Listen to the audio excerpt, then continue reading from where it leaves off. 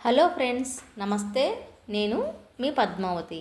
Friends, మనం ఎద్దనపూడి సులోచనారాణి గారు రచించిన మౌన తరంగాలు నవల నుంచి 4 భాగాలు విన్నాం కదా. ఇక 5వ భాగంలోకి వెళ్ళిపోదామా ఫ్రెండ్స్? కథనంలోకి వెళ్ళే ముందు నేను వినిపించిన ఆడియో కథలు మీకు నచ్చితే లైక్ చేయండి, షేర్ చేయండి, సబ్స్క్రైబ్ చేసుకుని నన్ను ఎంకరేజ్ చేస్తారు కదూ. మరిక కథలోకి వెళదాం. మౌన తరంగాలు నవల 4వ భాగం. రచన ఎద్దనపూడి సులోచనారాణి. చిన్ని వల్ల తన మనసులో మొదలైన ఆనందరేఖలు దినదిన ప్రవర్ధమానమైన తన జీవితాన్ని, మనసుని వెలుగుపుంతగా మార్చేశాయి. ఇదో కొత్త జన్మ. అహర్నిశలు చిన్ని భవిష్యత్తు ఆర్థికంగా ఎంత బలీయమైన భద్రతగా ఉండాలా అనో, ఆమె చదువు ఎలాంటిదై ఉండాలా అనో, చివరికి ఆమె భర్తగా ఎలాంటి వ్యక్తి రావాలా అని అన్నీ పటిష్టమైన ప్రణాళికలుగా ప్లాన్ చేసి ఉంచాడు. ఆ ప్లాన్ ప్రకారం ఆమె జీవితం రథంలా పరుగులు తీస్తుంటే, ఆ రథచక్రాల జాడల తన జీవితం ఆమెతో వెళ్ళే ఏర్పాటు సన్నద్ధం చేసుకున్నాడు. చిన్నీకి డబ్బు, చదువు తను ఇవ్వగలడు. ఆమెని మంచి కెరీర్ ఉమెన్గా తీర్చిదిద్దగలడు. వేటికి ఢోకా లేకుండా చూడగలడు. కానీ చిన్ని ఈ అదృష్టం అంతా సరిగ్గా ఎంజాయ్ చేయాలంటే ఆమె మనసును అర్థం చేసుకునే వ్యక్తి భర్తగా, తోడుగా దొరకాలి. విజయ్ ఈ విషయంలో రిస్క్ తీసుకోదలుచుకోలేదు. సుభద్రాదేవి పర్యవేక్షిస్తున్న అనాథ ఆశ్రమంలో పువ్వు పుట్టగానే పరిమళిస్తుంది అన్నది అక్షర సత్యంలా అంత చిన్న వయస్సులోనే తోటివారిని దయగా చూసేవాడు. చెప్పిన విషయం క్షణంలో ఆకళింపు చేసుకునే సునిశితమైన తెలివి గలవాడు. ఎవ్వరూ గుర్తు చేయకుండానే తన బాధ్యత నిర్వర్తించేవాడు. చదువులో, ఆటలో అందరిలో ఫస్టున నిలిచేవాడు అయిన జయంత్ని ఎన్నిక చేసుకుని అతన్ని రిషి వ్యాలీ స్కూల్లో చదివించడానికి పంపించాడు. ఈ సంగతి లాయర్ పరమహంస గారికి తప్ప ఎవ్వరికీ తెలియదు. అతను చాలా బ్రైట్ కాబట్టి విద్యాబుద్ధులు నేర్పిస్తున్నానని, అనాథ అయిన అతని బాధ్యత తీసుకున్నానని కూతురికి చెప్పాడు. డాడీ, ఈ లోకంలో తెలివిగల వాళ్ళైన పేదవాళ్ళు చాలామంది ఉన్నారు. వారందరి బాధ్యత నువ్వు తీసుకుంటావా మరి అని కూతురు అడిగిన ప్రశ్నకి జవాబు చెప్పలేకపోయాడు. చిన్ని ఒక్కోసారి అలాంటి సగం అమాయకంగా, సగం తెలివిగా తనను ప్రశ్నలు వేసి నిశ్చేష్టుడిని చేస్తుంది. జవాబు చెప్పలేని తను చిన్ని తల మీద చేయి వేసి నిమురుతాడు. విజయ్కి లాయర్ గారి సంభాషణలో వచ్చిన మంచుతెరలు కాస్త తొలగి మనసుకి ప్రశాంతత దొరికింది. నిద్రలో ఉన్న కూతురిని చిరునవ్వుతో తదేకంగా చూస్తున్న అతను చేయి చాచి ఇప్పుడు కూడా అలాగే చేస్తూ ఆమె తల వాత్సల్యంగా నిమిరాడు.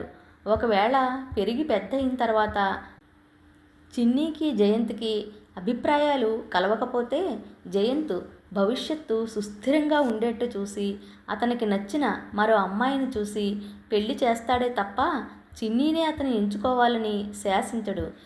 జయంత్ ఎప్పుడైనా సెలవులకు వస్తాడు. చిన్ని అతను బాగానే కలిసిపోయారు. మంచి స్నేహితులు అయ్యారు.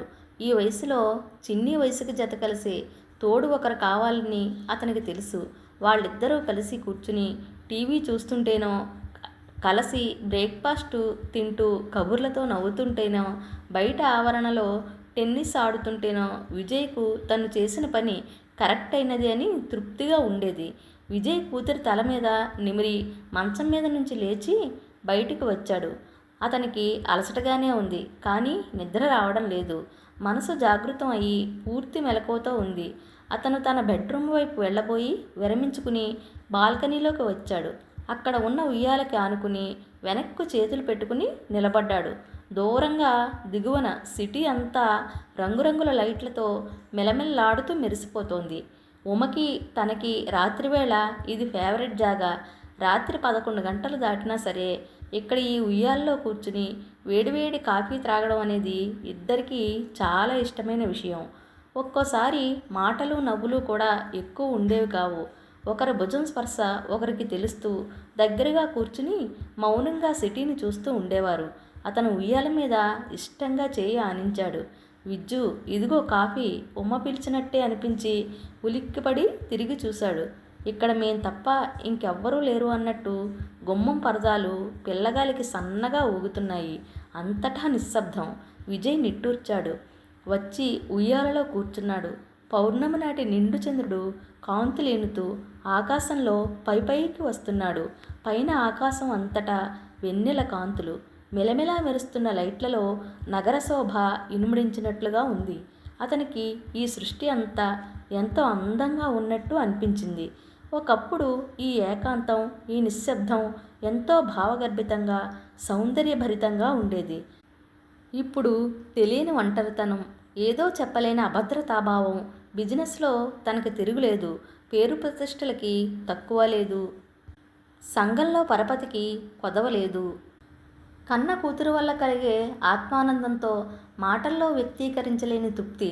అయినా అప్పుడప్పుడు ఇలా ఈ అందమైన ప్రపంచం ముందు ఒంటరిగా నిలబడినప్పుడు మనసులో ఎక్కడో దాచిపెట్టేసి తాళం బిగించిన నైరాస్యం, ఒంటరితనం తాళం బద్దలు కొట్టుకుంటూ బయటికి రావడానికి విశ్వప్రయత్నం చేస్తాయి. తనకి ఏం లేనట్టుగా, తను చాలా ఒంటరివాడిని అన్నట్టుగా భావన చుట్టుముడుతుంది. ఏదో జంకు, ఏదో తెలియని నిస్సహాయత. జీవితం మన చేతిలో ఉంది అనే భ్రమ చెల్లాచెదరవుతూ, జీవితం పిడికిలిలో మనం ఇమిడి ఉన్నాం, దాని దయాదాక్షిణ్యాలే మన బ్రతుకు అనిపిస్తుంది. అతను ఆకాశంలో చంద్రుడిని, భూమి మీద లైట్లని చూశాడు. ఇంత ఆనందం పంచి ఇచ్చే ఈ ప్రకృతి ఒక్కోసారి ఎంత భయంకరంగా గర్జిస్తుంది. తుఫాన్ల పంజా విసురుతుంది. భూకంపాల ప్రకంపనలతో మనిషిని గజగజలాడిస్తుంది. వానలు రానియకుండా పంట పొలాల్ని బీడుగా మార్చి గుప్పెడు అన్నం దొరకకుండా చేస్తుంది. అది ప్రసన్నంగా ఉంటేనే మనిషి జీవితం నింపాదుగా నిండు నదిలా యాత్ర చేసేది. కాకపోతే సర్వం కల్లోలితమయమే. విజయ్ ఎడంచేత్తో తన ఆలోచనల్ని శాంతింపజేస్తున్నట్లు గుండెల మీద చేయి వేసి మెల్లగా రాచుకున్నాడు. ఎందుకింతగా ఇవాళ తనకు నెగిటివ్ థాట్స్ వస్తున్నాయి? ఏమైంది తనకి? లాయర్ గారి మాటల వలన అతను ఉయ్యాల్లో కూర్చున్నాడు. లాయర్ పరమహంస గారి మాటలు అతనికి పదే పదే గుర్తుకు వస్తున్నాయి. ఆ రోజు తనకి సరైన రోజు కాదు. చిన్ని అసలు ఆ పెళ్ళికి వెళ్ళననే గొడవ చేసింది. తనే బలవంతంగా పంపాడు. తాను ఎంతో ఇష్టంగా సెలెక్ట్ చేసిన డ్రెస్ ధరించి అందంగా, సుకుమారంగా, ముగ్ధ మనోహరంగా మెట్లు దిగి వస్తున్న చిన్నీని చూసి తన పితృహృదయం సగర్వానందాలతో తొణికిసలాడింది.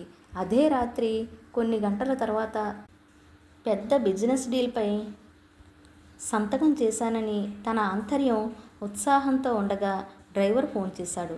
తన ఇంటికి పరుగెత్తుకు వచ్చి మెట్లు ఎక్కి పైకి వెళ్ళినప్పుడు ఓణి చిరిగిపోయి, నగలు చిందరవందరగా చిక్కడిపోయి, జుట్టు చెదిరి బొగ్గ మీద రక్తచారికతో ఏడుస్తూ పడి ఉన్న కూతురిని చూడగానే వెంటనే తన చిన్నీకి ఆ స్థితి కల్పించిన వారిని పట్టుకుని నిలువునా చీల్చేయాలనిపించింది. వాళ్ళని చంపితే గాని తన ఆవేశం చల్లారదనిపించింది. తర్వాత చిన్నీ ద్వారా చిన్నీ తనని అలా భల్లూకంలా పట్టుకున్న వ్యక్తి ఆనవాళ్లు వినగానే అతని గుండెలు బరువెక్కినాయి. ఆవేశం, ఆగ్రహం బలవంతంగా ఆపుకున్నాడు. చిన్నీ ముందు ఇక ఆ అనవసర ప్రసంగం ఎత్తలేదు. ఆ సంఘటన గురించి మళ్ళీ మాట్లాడలేదు. చిన్ని మర్నాడు బ్రేక్ఫాస్ట్ తింటుండగా ఆ మాటలు ఎత్తబోతుంటే వారించాడు. ఎవరో పిచ్చిదిలే అని నోటి వరకు వచ్చిన ఆ మాట అనలేకపోయాడు. దానికి కారణం ఉమే. ఉమా కలలో కూడా తన తల్లిని ఎవ్వరూ హేళన చేయడం భరించలేదని తనకి బాగా తెలుసు. 2 రోజుల తర్వాత విశాలమ్మ గారు ఫోన్ చేసి క్షమాపణలు చెప్పింది. ఆ సంఘటన గురించి నేను చిన్ని మర్చిపోయాం అని ఫోన్ పెట్టేశాడు. విశాలమ్మ ఆ సాయంత్రం మళ్ళీ ఫోన్ చేసింది. ఒక్కసారి సుమనని తీసుకువస్తావా విజయ్? అన్నమ్మ అన్నం తినడం లేదు, నీళ్లు తాగడం లేదు, ఉమా అని గొడవ చేస్తోంది అంది. విజయ్ నిఠారుగా అయ్యాడు. ఉమా బ్రతికి లేదని, ఈ లోకం వదిలి 14 సంవత్సరాలు అయిందని ఆవిడికి బాగా తెలుసు. అది కాదు విజయ్, నాకు సంబంధం లేని విషయాలు వినేటంత టైము నాకు లేదండి. అతను ఫోన్ పెట్టేశాడు. ఆవిడ మళ్ళీ ఫోన్ చేసింది. విజయ్, ఒక్క నిమిషం నా మాట శాంతం విను. అసలు తప్పంతా నాదే. సుమనని ఆవిడికి ఒకసారి చూపించుదాం అనుకున్నాను. సుమన ఆ వయసులో అచ్చం ఉమ ఉన్నట్టే ఉంది. సుమనని చూసేసరికి అన్నమ్మ మతిపోయింది. ఉమే వచ్చింది అంటోంది. ఆవిడ ఏడుపు చూడలేకపోతున్నాను. ఈ 14 సంవత్సరాల నుంచి ఆవిడ కూతురి జ్ఞాపకాలతో ఎంత నరకం పడిందో నాకు తెలుసు. ఒక్కసారి సుమనను చూస్తే, సుమనతో ఆవిడ మాట్లాడితే ఆవిడ దుఃఖం కాస్తైనా తీరుతుందని మా ఆశ. అది కుదరని పని, మీరు మర్చిపోండి. తను ఫోన్ పెట్టేశాడు. ఆవిడ విడవకుండా ఫోన్లు చేసి బ్రతిమలాడుతూనే ఉంది. కుదరదని చెప్పాను. నన్ను విసిగించకండి, ఇంక నాకు ఫోన్ చేయొద్దు గట్టిగా నిష్కర్షగా చెప్పేశాడు. ఆవిడ మళ్ళీ చేస్తే ఆవిడ గొంతు వినగానే ఫోన్ డిస్కనెక్ట్ చేశాడు. 4 రోజులు నిశ్శబ్దం. ఆవిడ ఫోన్ రాలేదు. విజయ్ మనసు కుదుటపడింది. ఇంతలో లాయర్ పరమహంస గారి దగ్గర నుంచి ఫోను. మళ్ళీ అదే విషయం. ఆయనతో నిర్మోహమాటంగా చెప్పడం కష్టమైన పని. సుమన ఇప్పటికే భయపడిపోయిందని, కుదరదని తిరస్కరించాడు. ఆయన వదలలేదు. చివరికి ఈరోజు బలవంతం చేయడం ప్రారంభించాడు. ఇక లాభం లేదని తన మనసులో మాట ఖచ్చితంగా చెప్పేశాడు. ఆయన వాదన వినిపించుకోలేదు. ఆ మాటలు, తర్కాలు తన మనసుకి ఎక్కటం లేదు. ఆంతర్యపు అట్టడుగు పొరల్లో తను పూడ్చివేసిన అంతులేని వెదకి విశాలమ్మ గారు, పరమహంస గారు తవ్వి బయటికి లాగడానికి బయలుదేరారు. ఈ ప్రపంచంలో నువ్వుగా బ్రతకాలంటే దేశానికి, సంఘానికి సరిహద్దుల రక్షణ కవచం ఎంత ముఖ్యమో నీకు ఒక డిఫెన్స్ సిస్టమ్ ఉంచుకోవాలి.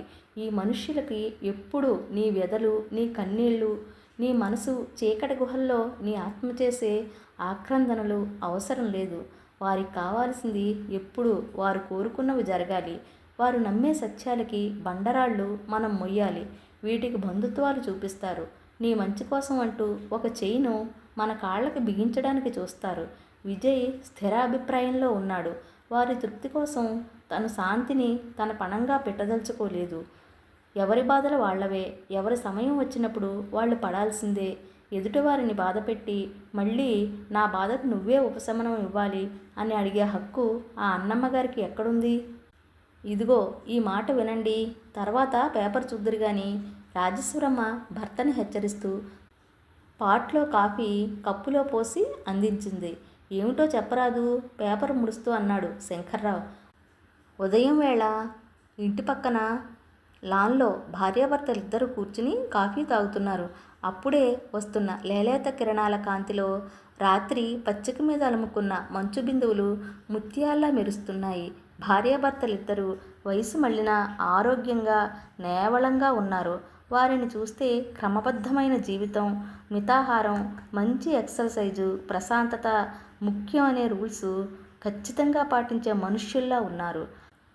ఆ అన్నమ్మ ఊరు నుంచి వచ్చిందట అంది ఆవిడ. విశాలమ్మ కూతురు పెళ్ళికా? అవును. చూసారా, ఆ విశాలమ్మ మర్యాదకైనా మనల్ని కూతురు పెళ్ళికి రమ్మనమని కనీసం ఫోన్లోనైనా పిలవలేదు. పిలవాలనుకుంటే స్వయంగా ఇంటికి వచ్చి శుభలేఖ ఇచ్చేది. ఆవిడ చాలా మర్యాద గల మనిషి. అంటే మనం మర్యాదస్తులం కాదా? తప్పులు వెతక్కు రాజీ. ఉమ పోయినప్పుడు గొడవ అయిందిగా, అది ఆవిడ మర్చిపోలేదు కాబోలు. ఆయన కాఫీ తాగుతూ పేపర్ తిరగేసాగాడు. ఉమా అనే పేరు వినగానే షేప్ చేసి సన్నగా గీతల్లా ఉన్న ఆవిడ కనుబొమ్మలు ముడుచుకున్నాయి. ముక్కు మీదకి జారబోతున్న కళ్ళజోడుని పైకి తోసుకుంది. పెళ్లిలో చాలా గొడవ అయింది. గొడవ ఎందుకు? కట్న కానుకల కోసమా? నిర్లిప్తంగా అన్నాడు. అబ్బే కాదు, పంకజ్ ఫ్యామిలీ చాలా మంచిది. వాళ్ళకి చాలా డబ్బుంది. మరి దేనికి గొడవ?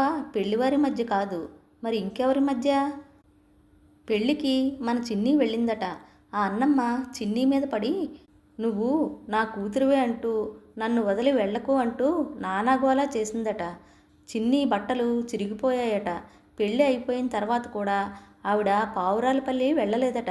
ఇక్కడే మకాం వేసి చిన్ని కావాలని గోల చేస్తుందట. ఆయన మొదట విసుగ్గా విన్నా. ఈ వివరాలు వినగానే చేతిలో పేపర్ను వదిలేశాడు. చిన్ని డ్రెస్ కూడా చిరిగేంతలా గోల చేసిందా? విజయ్ ఏం చేస్తున్నాడు? చూస్తూ ఊరుకున్నాడా? కోపంగా అన్నాడు. విజయ్ అక్కడ ఉంటే కదా. విజయ్ పెళ్ళికి వెళ్ళలేదు. చిన్ని ఒక్కతే వెళ్ళిందట. ఇదంతా నీకెవరు చెప్పారు? మన ప్రసాద్ భార్య దుర్గా. ఆయన పేపర్ చేతిలోకి తీసుకుంటుంటే ఆవిడ లాగి పక్క కుర్చీలో పడేసింది. అసలు విషయం ఇంకా మీరు వినలేదు. విజయ్ వెళ్ళి ఆవిడతో దెబ్బలాడి ఉంటాడు అంతేగా? కాదు, విజయ్ వెళ్ళలేదు. పెద్దావిడ ఎందుకొచ్చిన గొడవ అని ఊరుకున్నాడేమో. That is my son. చాలండి గొప్పలు. కొడుకు మిమ్మల్ని ఎంత నిర్లక్ష్యం చేసినా మీరు మాత్రం ఎప్పుడూ పొగడతలే. మై సన్ అంటూ గర్వం. అసలు విజయ్ ఏం గొప్ప పనులు చేశాడని నిలదీసింది. గొప్ప కాదా? నేను జానికి పోగానే విజయ్ 2 నెలల పసిపిల్లాడు అని కూడా చూడకుండా వెంటనే నిన్ను పెళ్లి చేసుకున్నాను. మా వాడు అలా చేశాడా? భార్య పోయి 14 సంవత్సరాలైనా ఇంకా పెళ్లి మాట తలపెట్టలేదు. కూతుర్ని తనే పెంచుతున్నాడు. Really he is great. ఇది నేను కాదు, అందరూ అనే మాటే. ఆపుతారా ఇక ఆ సోది? విజయ్ని అందరూ పొగుడుతారని నీకు ఈర్ష్య. థ్యాంక్ గాడ్ నీకు 2 ఆడపిల్లలే పుట్టారు. మగపిల్లాడు పుట్టి ఉంటే విజయ్కి చిన్నప్పటి నుంచి అన్నీ కష్టాలే వచ్చేవి. అసలు మీ మనసులోని ఈ భేదభావం ఉంది. నన్నెప్పుడు విజయ్కి సవతి తల్లిగానే చూశారు. నేనెంత ప్రయత్నం చేసినా మీరు ఆ భావం మార్చుకోలేదు. నీ ఆలోచనల వెనక నన్ను మెప్పించాలనే ఒట్టి ప్రయత్నమే తప్ప విజయ్ తల్లి లేని బిడ్డ అనే ప్రేమ లేదు. అది నాకు తెలుసు. ఇన్నేళ్లైనా మనం ఇలా పరాయి వాళ్ళలా మాట్లాడుకోవాల్సిందేనా? రెట్టించింది ఆవిడ. లేకపోతే అన్నమ్మ సంగతి చెప్పడంలో నీకంత ఉత్సాహం ఎందుకు? ఏదో మనవరాల్ని చూడాలని తాపత్రయపడుతోందేమో. ఒక్కగానొక్క కూతురు పోయి పుట్టెడు దుఃఖంలో మునిగిపోయింది ఆవిడ. భర్త, పిల్లలు, డబ్బు, పరువు అన్నీ అయాచితంగా లభించిన మీలాంటి ఆడాళ్ళకి అన్నమ్మ లాంటి స్త్రీలు ఒంటి చేత్తో జీవితంలో చేసే యుద్ధం, బాధ ఏమిటో తెలియదు. అనండి, మీరెప్పుడూ ఇంతే. నేను పిల్లలందరి క్షేమం కోరతాను. పిల్లలందరూ అనకు, నీ కూతుళ్ళిద్దరూ అను. విజయ్ ఎలా అయినా నీకేం బాధ లేదు. ఆ మాట మీరు ఒక్కరే అంటారు. బయట ప్రపంచం అంతటికీ విజయ్ నాకు సవత కొడుకు అని అసలు గుర్తే ఉండదు. మీ అబ్బాయి అంటారు. నా మాట శాంతం వినరేం మీరు? ఇంతలో వంట చేసే అతను కాఫీ పాటు, కప్పులు తీసుకుని వెళ్ళడానికి వచ్చాడు. ఆవిడ ఎడం చేత్తో అతన్ని అక్కడికి రావద్దని సూచన చేసింది. అతను నిశ్శబ్దంగా వెళ్ళిపోయాడు. అన్నమ్మ చిన్నీని చూస్తానని, తనతో తీసుకువెళతానని గొడవ చేస్తుంటే అందరికంటే నాకే ఎక్కువ సంతోషం కలిగింది. ఎందుకేమిటి? చిన్ని కాస్త దూరంగా ఉంటే విజయ్ మన లోకంలో పడతాడు. నేను మీ దగ్గర ఎన్నిసార్లు మొత్తుకున్నాను విజయ్ జీవితం వృధా అయిపోతుందని. వాడు కూతుర్ని పెంచడమే పరమావధి అనుకున్నాడు. అది మంచిదే. మీరు తండ్రిగా ఆలోచించడం లేదు. రేపు చిన్ని పెళ్ళై వెళ్ళిపోతే విజయ్ ఎంత ఒంటరితనం అనుభవిస్తాడు? నాకదే వేదనగా ఉంది. నీకెందుకు బాధ? వాడి మంచి చెడులు వాడు ఆలోచించుకోగలడు. ఇలానే ఆ ఉమ్మని ప్రేమించానని, పెళ్లి చేసుకుంటానని వాడు పైత్యం మాటలు మాట్లాడితే మీరు తానా తందానా అన్నారు. తల్లిదండ్రులంటే డూడు బసవన్న అన్నట్టు పిల్లల మాటలకి తల ఊపడం కాదండి. వాళ్ళ మంచి చెడులు కూడా మనం చూడాలి. నేను వాడి మంచి చెడులు బాగానే చూశానులే. నీకెంతసేపు ఆ మాధవి ఎట్లాగో వైధవ్యం పొందింది కదా, విజయ్కిచ్చి పెళ్లి చేసి ఆ ఆస్తి దక్కించుకోవాలని. మాధవి ఇంకా విజయ్ గురించి ఏమన్నా ఆశలు పెట్టుకుని ఉన్నదా? జాగ్రత్త, శృంగభంగం రెండోసారి కూడా కోరి తెచ్చుకోకు. మీ మాటలు వింటుంటే నాకు బీపీ రేగుతుంది. 24 సంవత్సరాల నుంచి నేను ఇలా తప్పులు పడుతూనే ఉన్నాను. ఏది నీ బీపీ కాస్త కూడా పెరగలేదే మరి? పైగా నాకు బీపీ, షుగర్ పెరిగాయి. నాకు రోగం రాకపోవడం నా అదృష్టం. నా ఆరోగ్యం పట్ల నేను తీసుకునే జాగ్రత్తలు. దానికి కూడా మీరు నా మీద పడి ఏడిస్తే నేనేం చెయ్యను. బీపీ, షుగరు మీ వంశంలో ఉన్నాయి. అసలు ఇన్నాళ్ళు విజయ్కి అవేవీ రాకపోవడం ఆశ్చర్యం. ఆపుతావా నీ అపశకనం మాటలు? ఆయన లేచి ఆవేశంగా చూసి ఇక భరించలేనట్లు అక్కడ నుంచి వెళ్ళిపోయాడు. ఛ, ఈయన ఎప్పుడూ ఇంతే. నేను చెప్పదలుచుకున్నది చెప్పనీరు. ఆయన మనసులో ఉన్నదంతా నా మొహం మీద కక్కుతూ ఉంటారు. ఏం మనిషో. రాజేశ్వరి తల విదిలించింది. పాట్లో ఉన్న కాఫీ కప్పులో వంపుకుని కాలు మీద కాలేసుకుని కూర్చుని ఆలోచిస్తూ మెల్లగా సిప్ చేయసాగింది. విశాలమ్మ తనని పెళ్ళికి పిలవకపోవడం నలుగురిలో చాలా అవమానంగానే అయింది. ఆవిడ తెలివి. విజయ్ని, చిన్నీని పిలిచింది. తను వెళ్ళకపోయినా దుర్గ ద్వారా అక్కడ విషయాలు అన్నీ చెప్పించుకుని సవివరంగా వింది. 14 సంవత్సరాల తర్వాత ఆ అన్నమ్మ తన స్వంత కొంప వదిలి హైదరాబాద్ రావడం, చిన్నీని చూసి తన కూతురే అని గొడవ చేయడం, ఆ పిల్ల నాతో మాట్లాడకపోతే నా ప్రాణం పోతుంది అంటూ ఇక్కడే మకాం పెట్టి తిష్ట వేయడం, విజయ్ తిరస్కరించడం, ఎటూ చెప్పలేక ఆ విశాలమ్మ తికమక పడడం, ఇదంతా రాజేశ్వరికి చాలా ఆనందం కలిగిస్తోంది. ఫ్రెండ్స్, ఎద్దనపూడి సులోచనారాణి గారు రచించిన మౌన తరంగాలు 5వ భాగం విన్నాం కదా. 6వ భాగంతో రేపు కలుద్దామండి. నేను వినిపించిన కథలు నచ్చితే లైక్ చేయండి, షేర్ చేయండి, సబ్స్క్రైబ్ చేసుకుని నన్ను ఎంకరేజ్ చేయండి. ఫ్రెండ్స్, మీరిచ్చే లైక్ నా ఛానల్కు చాలా సపోర్టింగ్గా ఉంటుంది. మరిచిపోరుగా. మరిక ఉంటానండి. సెలవా మరి.